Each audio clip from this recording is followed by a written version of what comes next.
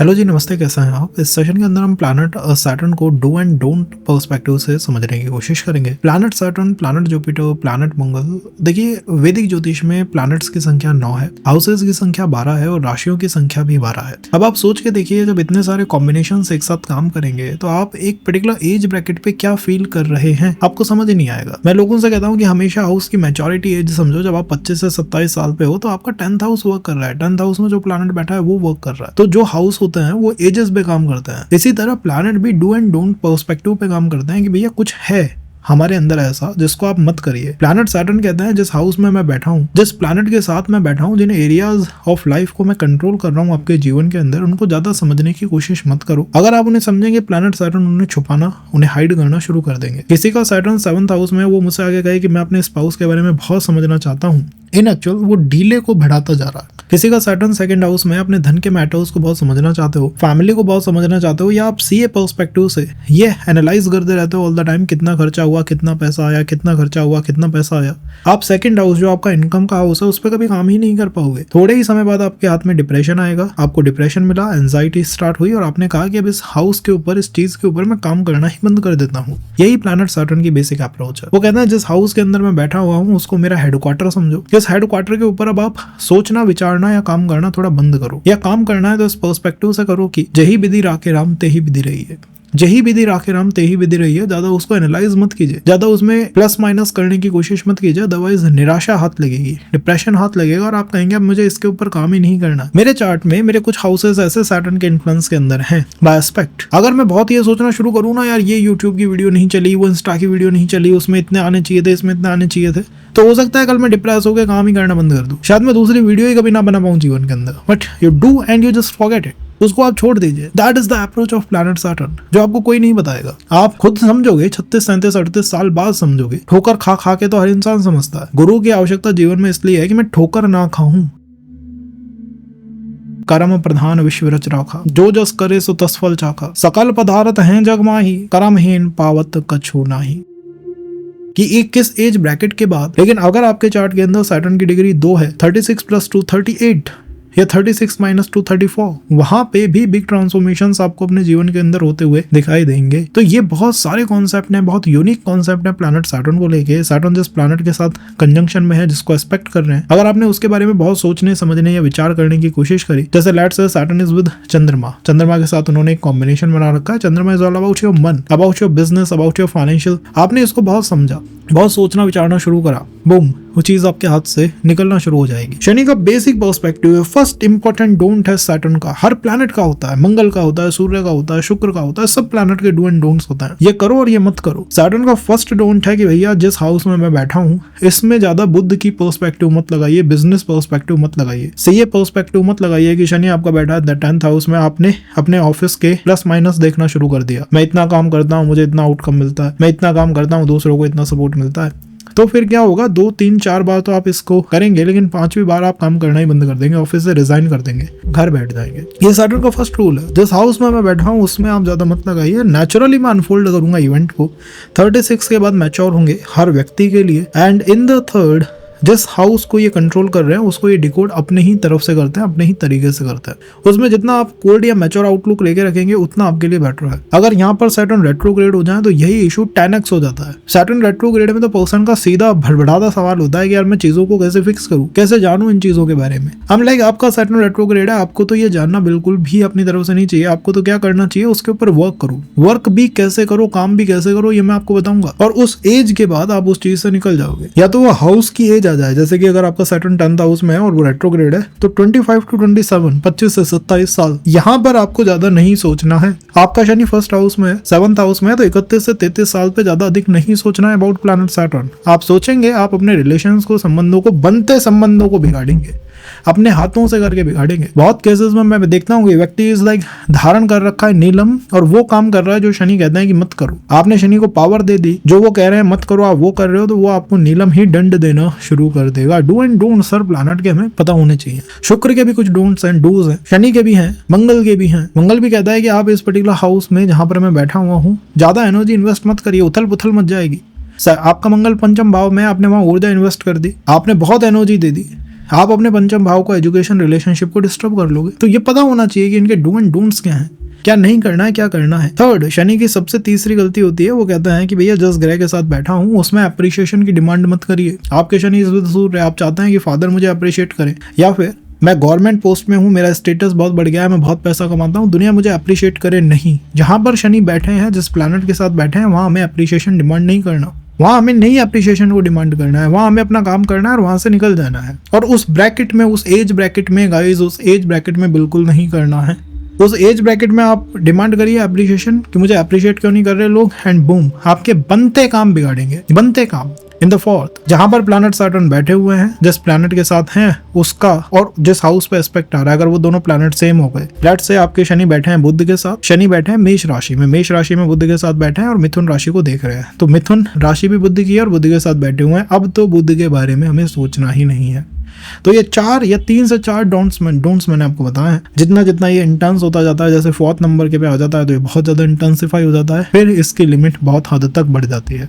शनि जहाँ बैठे हैं और उनका थर्ड एस्पेक्ट जहाँ है, वहाँ ज्यादा एप्रिशिएशन की डिमांड नहीं करनी चाहिए, वहाँ चीजों को लाइट फुट रखना चाहिए। एंड ज्यादा उसमें लाइक ऑल द टाइम वो होता है ना, कॉपी पेन लेके आप बैठ गए और उसमें लगा रहे हो हिसाब किताब करने का वो हाउस है ही नहीं। 36 के बाद नेचुरली हर व्यक्ति के लिए वो बेटर हो जाता है, मतलब वहां पर हम चीजों को समझना शुरू कर देते हैं। एज ब्रैकेट वाइज चीजें अलग अलग होती हैं, शनि की डिग्री वाइज भी चीजें अलग होती हैं, आपके लिए अलग एज हो सकती है, मेरे लिए अलग हो सकती है, लेकिन एज ब्रैकेट में आपको इसके अंदर बताने की पूरी कोशिश करूंगा कि किन किन एजेस में हमें प्लैनेट सैटर्न का यहाँ ध्यान रखना होगा। तो स्टार्ट करते हैं सेशन को। कॉन्सेप्ट अब क्लियर होना चाहिए आपके मन में कि सैटर्न जहाँ बैठे हुए हैं वहाँ काम तो करना है, लेकिन उस पर्सपेक्टिव से जो मैंने आपको शुरू में बताया था कि कर्म प्रधान विश्व रच राखा, जो जस करे सो तस फल चाखा, सकल पदार्थ हैं जग माही, कर्महीन पावत कछु नाही। वहां अगर आपने हिसाब किताब लगाया, बूम, चीज आपके हाथों से निकली। Let's say Saturn is in the first house.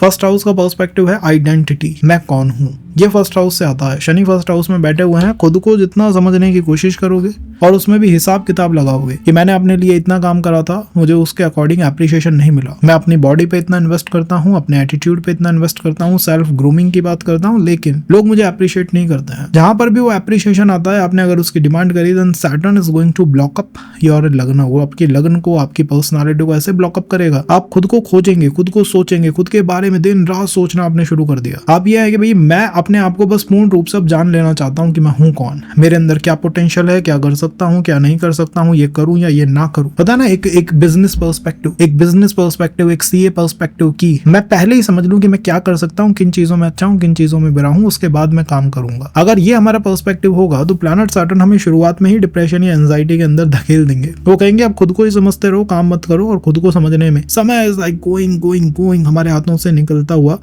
जा रहा है। तो लाइफ को, पर्सनालिटी को वो आइडेंटिफाई करने वाला जो आउटलुक है वो यहाँ पर बहुत अधिक वर्क नहीं करता है। यहाँ पर कौन सा आउटलुक बेस्ट वर्क करता है? बेस्ट आउटलुक इज एक भी काम तलाश लीजिए और उसको करना शुरू कर दीजिए। यही एक तरीका है। यहाँ पर आपको मेहनत प्लैनेट सैटर्न करवाएंगे, लेकिन अगर आपने वो कॉपी किताब रखना, वो हिसाब किताब करना यहाँ शुरू करा लगन का कि मैंने इतनी मेहनत करी थी, मुझे इतनी सफलता मिलनी चाहिए थी, बट इतनी सफलता नहीं मिली, तो फिर आप धीरे धीरे एक पॉइंट पे आएंगे कि आप देखेंगे कि यार अब मैं काम ही नहीं कर पा रहा हूँ। इन एक्चुअल काम कर पाना ये मुश्किल हो गया, अब तो मैं कुछ कर ही नहीं पा रहा। तो फिर वो क्या करेंगे, आपने हिसाब किताब लगाया, वो आपको बेड पे कर देंगे। अब आप लेटे लेटे आराम से सोच रहे हैं मैं ये कर सकता था, वो कर सकता, बट समय है, time is going out of your hand.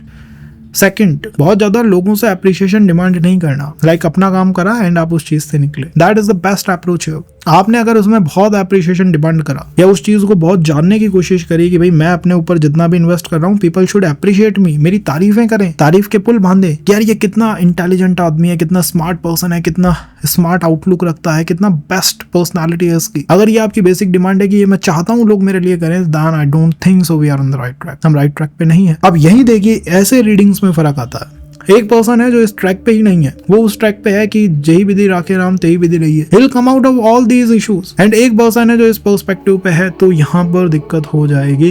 Age bracket के अंदर 31 to 33, जब तक ये ब्रैकेट नहीं आती है तब तक हम इस सैटर्न के बारे में कुछ ना ज्यादा सोचे समझे, स्वयं के बारे में ना सोचे समझे, दैट इज परफेक्ट। अदरवाइज बार बार क्या होगा, कॉन्फिडेंस गिरेगा। बार बार आपको ये लगेगा कि मैं स्टार्ट करता हूँ चीजें 5 से 6 दिन करता हूँ, लेकिन 7वें 8वें 9वें दिन I just comes to the square one, वहीं पहुंच जाता हूँ जहां से स्टार्ट करा है। लोग मुझे कैसे देखते हैं ये बार बार मैं क्वेश्चन करता हूँ, but it is not going to, it is not helping me out. तो कैसे बदलाव करके आप चीजों को अनुकूल बना सकते हैं, मैंने आपको इस सेशन के अंदर बता दिया है। अब वहां पर राशि कौन सी है इसका बहुत फर्क पड़ता है, डेबिलेट है, एक्सॉल्टेड है, मित्र है, शत्रु है, सबका फर्क पड़ता है। तो अगर आप चाहते हैं हम राशि को भी कवर करें इसी पर्सपेक्टिव में, कमेंट करिए गाइस, फायदा आपका है क्योंकि आपको सही दिशा मिलती है इन सेशंस के माध्यम से। Okay, Saturn in the second house. Second house के बारे में सोचिए, what second house is.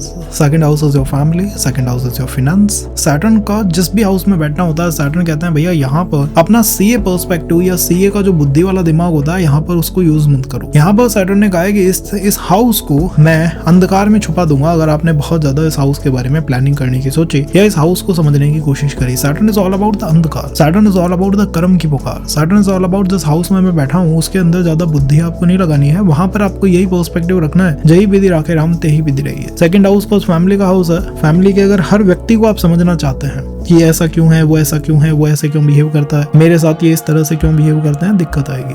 Second house धन का है। अगर आप अपने मॉनेटरी पैटर्न्स को समझना चाहते हैं कि मेरी मॉनेटरी पैटर्न्स कैसे हैं, मनी को मैं कंट्रोल कैसे करूं, कैसे मनी के फ्लो को बढ़ाऊं, कैसे मनी के फ्लो को अपने प्रभाव क्षेत्र के अंदर लाऊं, तो होगा क्या कि डिप्रेशन हाथ लगेगा। Before age bracket I am talking about, एक एज ब्रैकेट से पहले की हम बात कर रहे हैं, 36 इज दैट एज ब्रैकेट। 36 से पहले आप जितना उस चीज को अपने कंट्रोल में लाने की कोशिश करेंगे, उस चीज को जितना आप, मैं कहूंगा उसके ऊपर काम करना बेस्ट है, लेकिन उसके ऊपर अगर आप इस पर्सपेक्टिव से काम करेंगे कि मैं मनी को अपने कंट्रोल में कर लूं या वही वर्क की तरफ इंगेज करूं जहां पर मॉनेटरी गेन्स ज्यादा हैं, तो दिक्कत यह आएगी कि कुछ समय बाद आप फील करेंगे मैं प्लानिंग तो बहुत कर रहा हूं लेकिन चीजें उस तरह से अनफोल्ड नहीं हो रही जिस तरह से मेरी प्लानिंग के अंदर वो होनी चाहिए। तो मनी को, फैमिली को, फाइनेंस को जब इनको हम कंट्रोल करना शुरू करते हैं, अपने अकॉर्डिंग चलाना शुरू करते हैं, तो आप सैटर्न से फाइट में आ जाते हो। सैटर्न कर्म के कारक है, वो कहते हैं कि यहाँ पर चीजें कर्म के अकॉर्डिंग चलेंगी, मैं रिजल्ट आपको कंफर्म दूंगा फैमिली का, फाइनेंस का, मैरिज का, लेकिन आप उसको मेरे अकॉर्डिंग चलने दीजिए। आप कहेंगे नहीं मुझे यहाँ प्लानिंग बहुत करनी है, मुझे यहाँ चीजों को स्ट्रक्चर्ड पर्सपेक्टिव में लेके आना है और वो भी 36 की एज से पहले, तो प्लैनेट सैटर्न ऐसा नहीं होने देंगे। और दिक्कत ये होगी कि हम अपने कॉन्फिडेंस को हार के या फिर वो डिप्रेशन में आके काम करना ही बंद कर देंगे। वहीं दूसरा पर्सन ऐसा है जिसका पर्सपेक्टिव ये है कि मुझे तो बस वर्क करना है। Income is a key for मी, मेरे लिए इंपॉर्टेंट है, हर व्यक्ति के लिए होती है, but I am not someone जो कि हमेशा अपने इनकम को या फैमिली को ही फिक्स करता रहूं या उसको प्लान करता रहूं। My basic perspective is काम करना, that is second house. My basic perspective is मदद करना, that is second house. My basic perspective is sustainment, कि अपने जीवन को सस्टेन कैसे करूं, कम है तो कम सही, ज्यादा है तो ज्यादा सही, but money is not a key for me, a deciding factor for me. एक ऐसी चीज नहीं है जिसके पीछे मैं ऑल द टाइम दौड़ रहा हूँ। आई एम नॉट सेइंग कि दौड़ना गलत है, but I am just saying is कि अगर आप उसको बहुत फिक्स करने की कोशिश करोगे, प्लान करने की कोशिश करोगे, तो दिक्कत ये आएगी कि आप उसे प्लान तो कर नहीं पाएंगे और उसकी जगह डिप्रेशन या कॉन्फिडेंस लॉस, कॉन्फिडेंस इश्यूज, ऐसी चीजें आपके हाथ लगेंगी। तो like the thing is not working out, वो वर्कआउट नहीं कर रही है, उसकी जगह हम अटक के, भटक के, रुक के बैठ गए हैं। ये चीज यहीं तक लिमिट नहीं होती है, ये चीज आपके घर परिवार पे भी आती है। घर परिवार को बहुत फिक्स करना, अपने अकॉर्डिंग उन चीजों को चलाना कि like if I am the earning person, तो घर मेरे अकॉर्डिंग चलना चाहिए, मैं जो बताऊं वो होना चाहिए, एंड यू विल फील वो नहीं हो रहा है।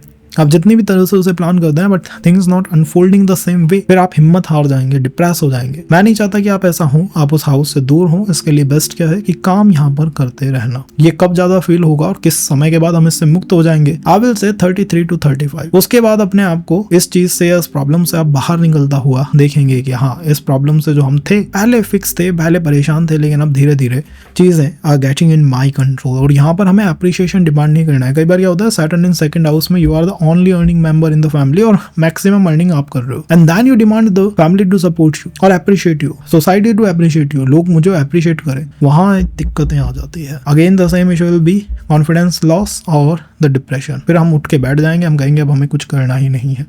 ये चीज ना हो, इसके लिए आप इस पैटर्न के ऊपर ध्यान रखिएगा। Saturn is in your third house. Saturn से सिंपल थिंग, जिस हाउस में मैं हूं उसको ज्यादा समझने की कोशिश मत करो, ज्यादा उसमें बही खाता मत लगाओ, ज्यादा उसमें किताब कॉपी मत यूज करो, लेखा जोखा मत करो, अदरवाइज आपके हाथों में चीजें नहीं आएंगी, आपका कॉन्फिडेंस वो तोड़ देंगे। थर्ड हाउस से क्या आता है? Tell me what third house is controlling in your chart. Third house is all about your efforts, third house is all about your potential, third house is all about your consistency, about your discipline, that comes from third house. And in जीव में आपके siblings आते हैं। अब आप इन चार चीजों को अपने कंट्रोल में लेना चाहते हो, या इन चार चीजों के बारे में दिन रात सोचते रहते हो कि यार मैं कंसिस्टेंट क्यों नहीं हूँ, मेरा डिसिप्लिन क्यों नहीं बना पा रहा हूँ, यार मेरा पोटेंशियल इतना अच्छा है लेकिन मैं उसको चैनलाइज क्यों नहीं कर पा रहा हूँ, या फिर मैं अपना बिजनेस स्टार्ट क्यों नहीं कर पा रहा हूँ, स्टार्टअप्स में मैं क्यों नहीं जा पा रहा हूँ। तो यू आर डिस्टर्बिंग और making your planet Saturn bad in your same third house. कई बार व्यक्ति होता है वो क्वेश्चन करता है मैं इतना हार्ड वर्क कर रहा हूँ लेकिन मुझे लोग नोटिस नहीं कर रहे हैं। मैं हार्ड वर्क करता हूँ लेकिन eight a point I feel या तो चीजें अपने आप होंगी या फिर मैं उन्हें अपनी प्लानिंग से तो कंट्रोल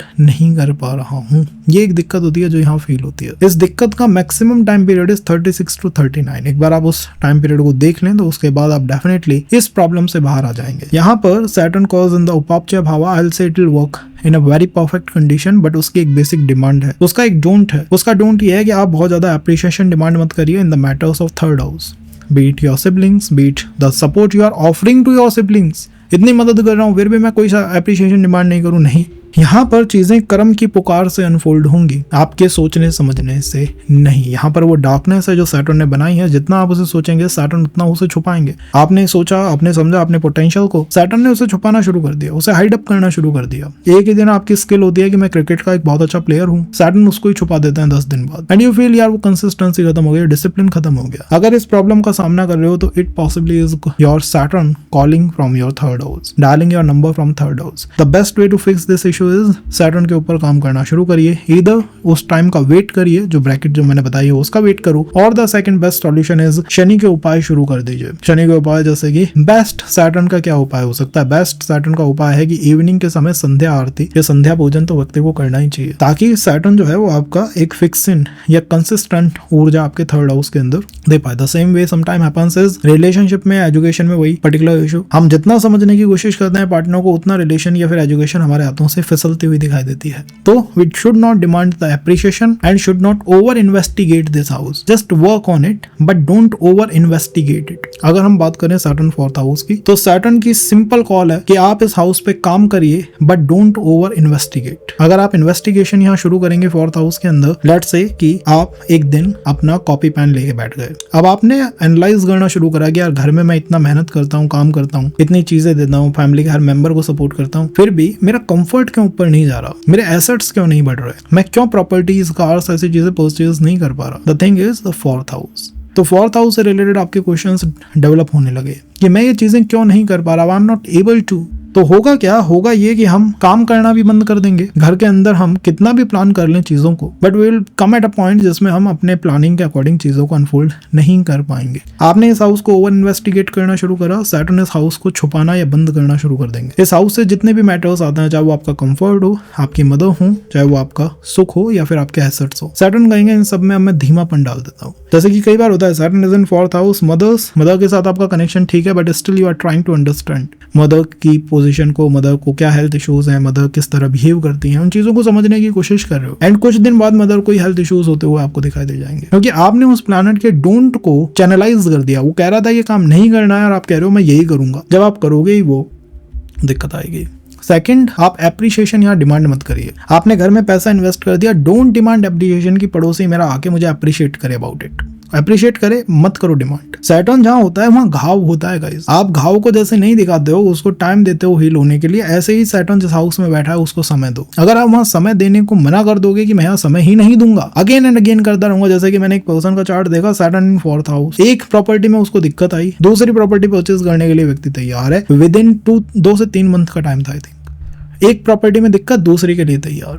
ऐसा नहीं करना चाहिए, टाइम देना चाहिए। जिस हाउस में सैटर्न बैठे हुए हैं समय देना चाहिए आपको, अपने आप चीजें अनफोल्ड होना शुरू हो जाएंगे। और आप ओवर इन्वेस्टिगेट कर रहे हो, आप समय नहीं दे रहे हो उस हाउस को ब्लॉसम करने के लिए, तो आप गलत काम कर रहे हो। जहां सैटर्न बैठे हुए हैं वहां चीजें फ्रिक्वेंटली तो करनी ही नहीं चाहिए। कोल्ड बिहेवियर, थोड़ा डीले लेके, थोड़ा समय लेके चीजों में आगे बढ़ना चाहिए। किसी का सैटर्न 5th हाउस के अंदर हो तो 5th house is all about your relationship and your education, about your children as well. But child के लिए तो मेरा मानना है 36+ ब्रैकेट है तो वो ठीक रहेगी, but comes to your relationship, education या और जितनी भी चीजें 5th हाउस से आती हैं, लेट्स से मंत्र चैंटिंग, प्लैनेट सैटर्न की बेसिक अप्रोच है जिस हाउस में मैं हूं उस पे काम करिए, work on it but don't over investigate it. आपने कहा कि मैं इसको इन्वेस्टिगेट करूंगा, इसकी छोटी छोटी बारीक बारीक चीजों के बारे में समझूंगा, औरों को समझाने की कोशिश करूंगा ये क्या है क्या नहीं है, इसके ऊपर फोकस करूंगा, तो आप गलत स्टेज पे आ गए हैं। आपको पंचम भाव एजुकेशन रिलेशनशिप पे एक फ्री माइंड से फ्री फ्लो में काम करना है। जहां पर सैटर्न बैठे हुए थे वहां पर घाव होता है, तो पंचम भाव में वो है तो पंचम भाव में घाव दिखाई देगा। चाहे वो रिलेशनशिप हो, चाहे वो एजुकेशन हो, उसमें वो कुछ ना कुछ ऐसा देंगे जो कि अनकन्वेंशनल होगा, कुछ डिस्टर्बेंस दे सकते हैं। और जितने एफ्लिक्ट होंगे, जैसे कि नीच राशि में है, शत्रु में है, राहु के साथ, केतु के साथ, सूर्य के साथ एफ्लिक्टेड और हो गए और प्रॉब्लम बढ़ा देंगे।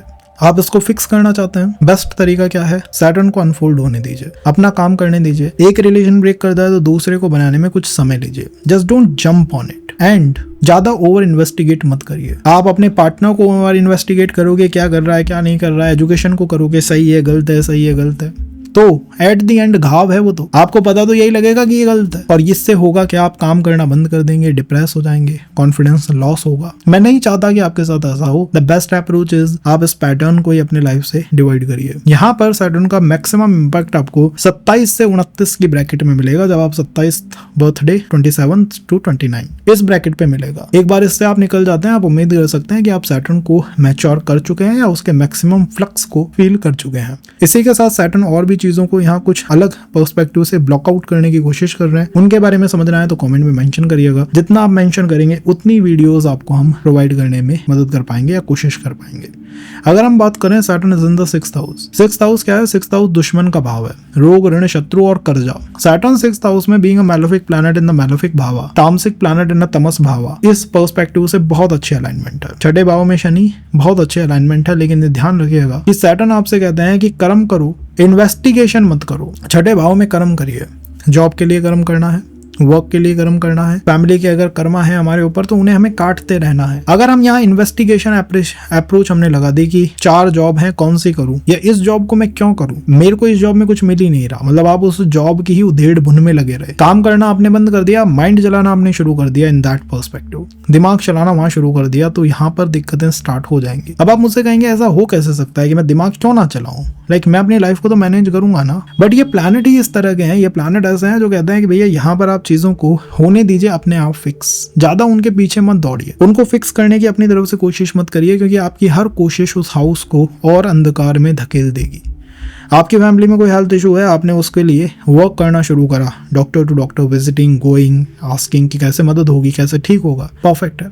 कर्म कर रहे हो, परफेक्ट है। आप बेड पे लेट गए, आप बस ये सोच रहे हैं कि मैं क्या करूं क्या ना करूं, ये हो सकता है नहीं हो सकता है, तो इस तरह से इतनी पॉसिबिलिटीज बनेंगी कि आप उस पॉइंट पे पहुंच जाओगे जहां आपको लगेगा सब कुछ करना ही व्यर्थ है। हिम्मत छोड़ देता है जहां पर शनि बैठा हुआ है व्यक्ति, वहां हिम्मत त्याग देता है वो, जब उसे समझने की कोशिश करता है, क्योंकि शनि घाव है, जिस हाउस में बैठा है वहां घाव है, छठे भाव में बैठा है, तो मामा पक्ष में कोई ना कोई घाव या चैलेंजेस हैं, कोई ऑब्स्टेकल्स हैं, कर्जा दे सकता है, दुश्मनी बढ़ा सकता है। मैं नहीं कह रहा कि ये हमेशा करेगा, एक ब्रैकेट होती है। 29 से 30 साल में ये सबसे अधिक फील होगा जॉब के अंदर और चीजें जो मैंने बताई है उनके अंदर। एक बार 29-30 की ब्रैकेट खत्म हो गई और 36 से आगे हम मैच्योर हो गए, तो मुझे लगता है इस कंडीशन को आप हैंडल आउट कर पाएंगे आसानी से। जो भी होता है समय पे होता है। वैदिक ज्योतिष में ऐसा नहीं है कि जीवन पर्यंत होता रहेगा, नहीं, एक समय पे। हेल्थ इशू होता है, एक समय पे होता है। योग तो उसके बचपन से है ना, बट हुआ एक समय पे। कौन सा समय है मैंने आपको बता दिया, जिसपे हमको सैटर्न को यहाँ डिस्टर्ब नहीं करना चाहिए। अगर हम बात करें Saturn is in the 7th house, अभी बहुत चीजें हैं 6th हाउस में, अगर आप जानना चाहते हैं और डिटेल में, लेट अस नो,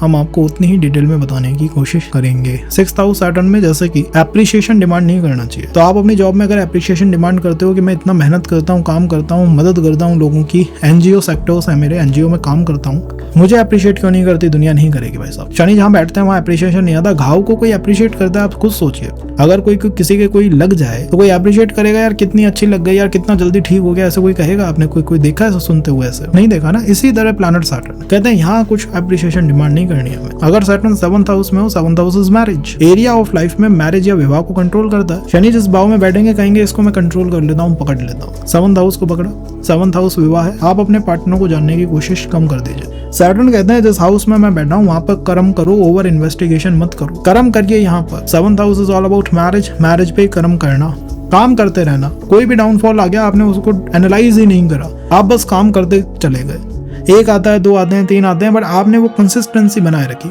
मुझे तो बस मेहनत करनी है, कर्म करना है और बस छोड़ देना है चीजों को, लेट इट बी, हो जाएगा अपने आप। ये पर्सपेक्टिव है, बेस्ट है। और दूसरा पर्सपेक्टिव है, एक संबंध टूटा और फिर आप उसी उधेड़ बन में आ गए। इन्वेस्टिगेशन, आपने कर्म करना बंद कर दिया, रिलेशन कोई आ रहा है उसकी तरफ जाना बंद कर दिया। आपने क्या कहा? इन्वेस्टिगेट करता हूँ, let me investigate it, let me try to understand ये हो क्या रहा है, क्यों हो रहा है, कैसे हो रहा है, कब होगा, क्या होगा, क्यों होगा, नहीं होगा, होगा। इतने क्वेश्चंस आपके माइंड में डेवलप कराएंगे प्लैनेट सैटर्न, इतनी दौड़ होगी उन क्वेश्चंस की कि आप फिर डिप्रेस हो जाएंगे या कॉन्फिडेंस लॉस फील करेंगे, कॉन्फिडेंस फेलियर, खत्म हो गया confidence. Saturn in the 7th house, confidence failure, खत्म हो जाना कॉन्फिडेंस का, ये यहाँ पर ये करते हैं। तो हमें किस चीज पे अधिक ध्यान देना है? हमें अधिक ध्यान देना है कि हमें काम करना है। We have to work on 7th house business partnership if you want to, but not over analyse it.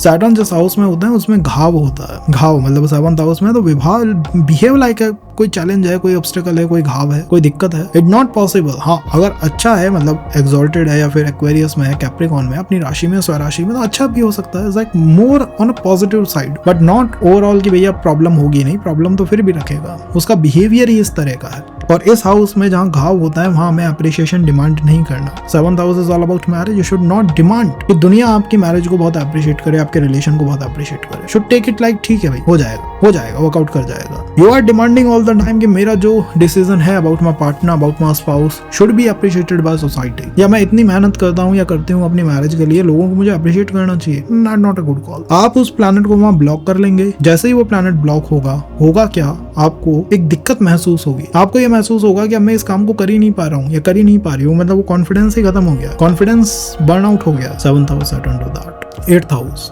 Okay, तो Saturn in the 8th house. Well, अष्टम भाव is all about research, about deep mysteries. Planet Saturn कहते हैं जिस house में मैं बैठा हूँ ना, वहां पर ज्यादा बुद्धि मत लगाइए। वहां पर कर्म इज द अप्रोच, वर्क करना is the approach. Saturn says जही विधि राखे राम तेही विधि रही है। तो 8th house is all about deep mysteries. Saturn आपका वहां पर बैठा हुआ है, अध्यात्म का हाउस है, एस्ट्रोलॉजी का हाउस है। अगर आप इन चीजों पे काम करना शुरू कर देते हैं तो आप प्लैनेट Saturn को बेटर करेंगे। और वहीं आपने इन चीजों पे काम करना या वर्क करना या एफर्ट देना तो कम कर दिया और इसके बारे में सोचना अधिक कर दिया। लेट्स से एक पर्सन है जो एस्ट्रोलॉजी की वीडियोस देखता है और एस्ट्रोलॉजी के ऊपर वर्क भी करता है, like he is doing work on it as well.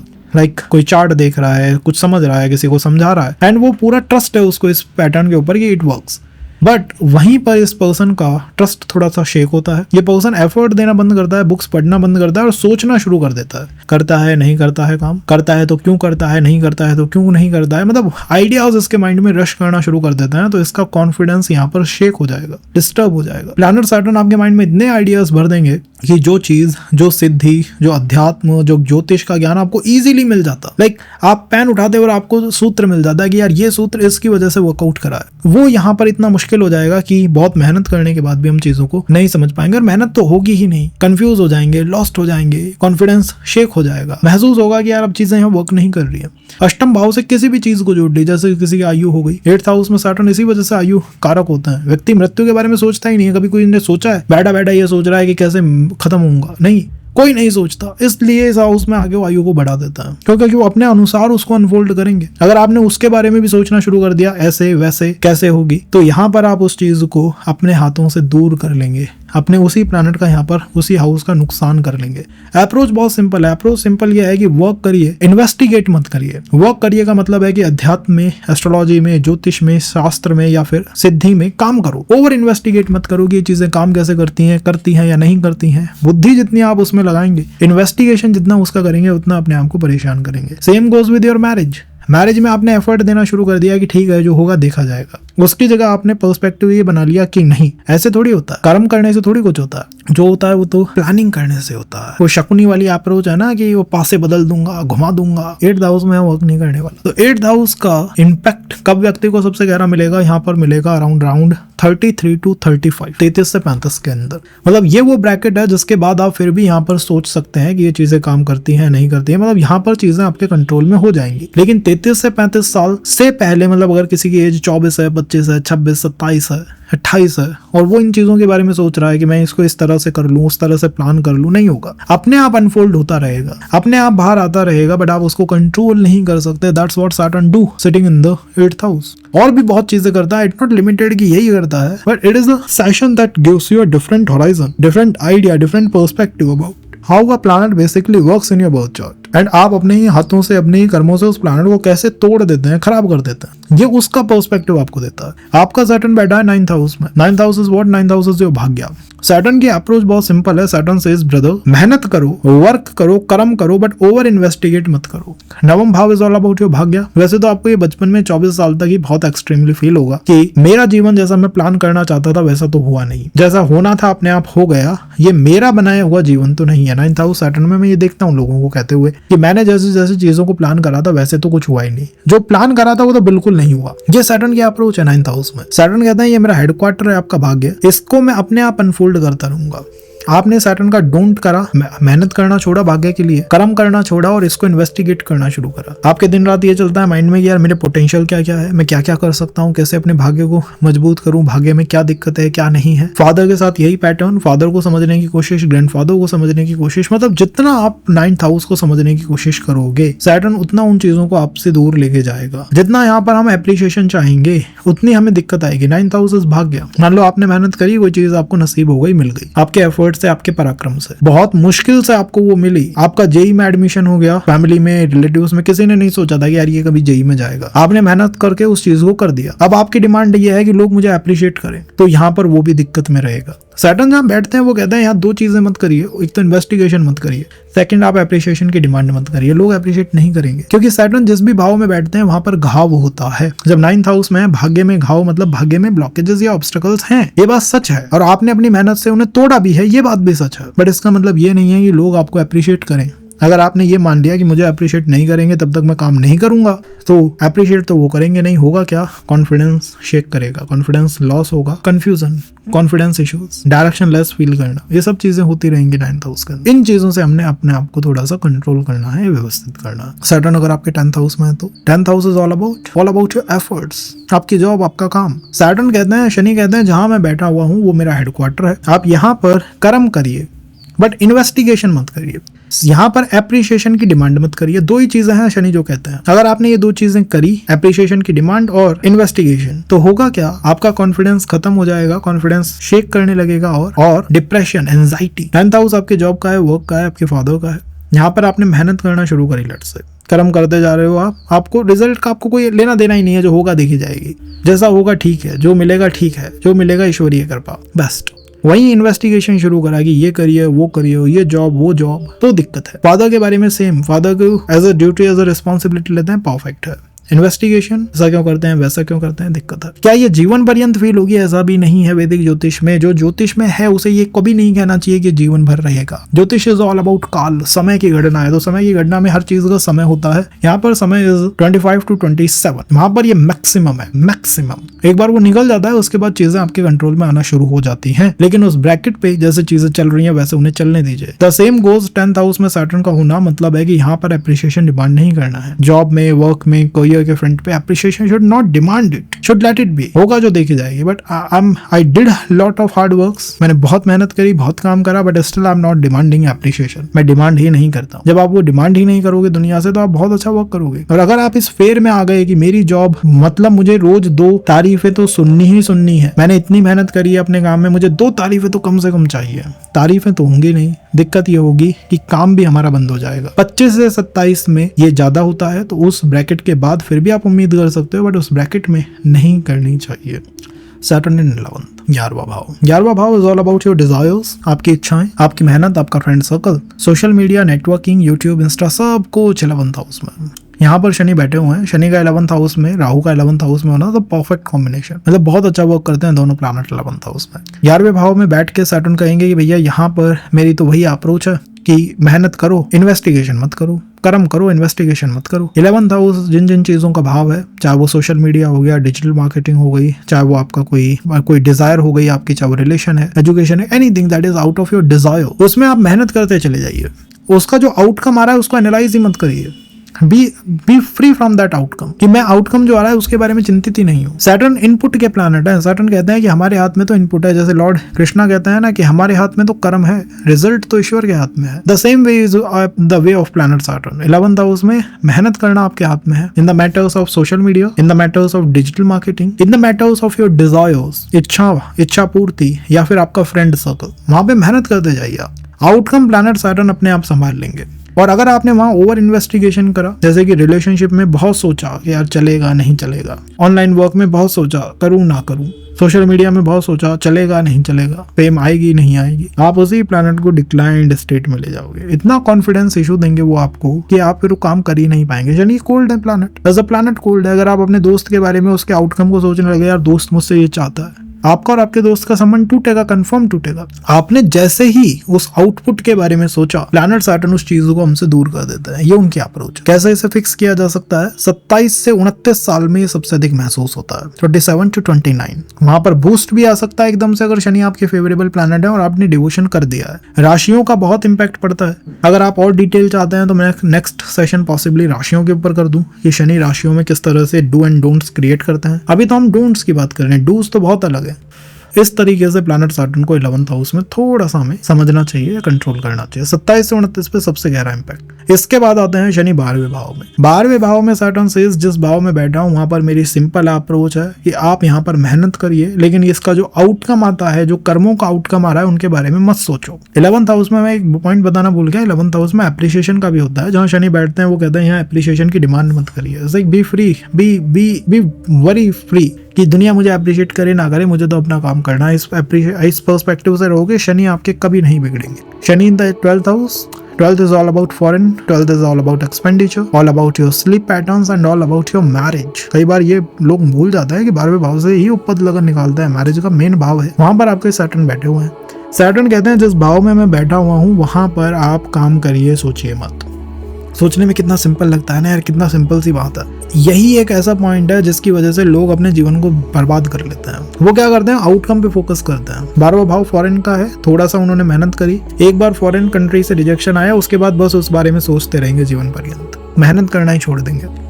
Business पे, मैरिज पे, रिलेशंस पे सैटर्न की अप्रोच बहुत सिंपल है। आप मेहनत करिए, आउटकम जो आता है उसके बारे में मत सोचिए। इस पर्सपेक्टिव से रहेंगे तो कभी भी दिक्कत नहीं आएगी। पर्सपेक्टिव थोड़ा सा बदला कि मेहनत छोड़िए और आउटकम पे फोकस, दिक्कत ही दिक्कत है, प्रॉब्लम ही प्रॉब्लम है। सेकंड, 12th हाउस में प्लैनेट सैटर्न। एप्रिसिएशन डिमांड मत करो इन the matters of marriage, in the matters of your devotion, your भक्ति, योर अध्यात्म, योर ज्ञान, योर फॉरेन ट्रेवल। इन चीजों में एप्रिसिएशन डिमांड ही मत करो। आप ऐसे करो कि ये तो मेरे काम थे, मेरे बेसिक वर्क थे, मुझे करना ही था, इसमें किस बात की एप्रिसिएशन, ये तो मेरी ड्यूटी थी, रिस्पॉन्सिबिलिटी थी। आपको कभी भी ये शनि 12वें भाव में दिक्कत नहीं देंगे। कई बार Shani in the 12th house, father से व्यक्ति का विरोध हो जाता है इन्हीं चीजों को लेके। द पर्सन डिमांड कि मेरे फादर मुझे अप्रिशिएट करें इन the matters of foreign travel, matters of भक्ति, अध्यात्म, ज्ञान, नॉलेज, मैरिज, रिलेशंस, इन सब चीजों में तो विवाद हो जाता है फादर से, या फादर का कुछ नेगेटिव इम्प्रिंट आ जाता है व्यक्ति के ऊपर, 12वें भाव में ही शनि के ऊपर। लेकिन मेरा सजेशन ये है कि आप इन चीजों की डिमांड अगर बंद कर देंगे तो प्लैनेट सैटर्न भी आपको तंग करना है, प्रॉब्लम देना बंद कर देंगे। अगर हमने यहाँ डिमांड करी तो दिक्कत ये रहेगी कि हम बिजनेस करने जाते हैं, थोड़ा सा आउटकम खराब होता है, हम मेहनत करना छोड़ते हैं, डिप्रेशन आ जाता है, कॉन्फिडेंस खत्म। मैरिज में थोड़ा सा एफर्ट दिया, करा, डिप्रेशन आया, एंजाइटी हुई, मेहनत करना खत्म, रिजल्ट पे ही फोकस। वो अगर आप छोड़ ही दें उस चीज के ऊपर फोकस करना तो कितना अच्छा हो जाए, कितना बेटर हो जाए, कितना अच्छा आप प्लैनेट को व्यवस्थित कर लें, सुव्यवस्थित कर लें आप प्लैनेट को। तो इस तरीके से प्लैनेट सैटर्न को मैनेज किया जा सकता है। अगर रेट्रोग्रेड है तो इनका इंटेंस प्रभाव आता है, तो उसको आप रेट्रोग्रेड टाइम स्टैम्प में एक बार देखिएगा। और चीजों को और डिटेल से समझना चाहते हैं तो let us know in the comment box. एक नई सेशन आपके लिए करेंगे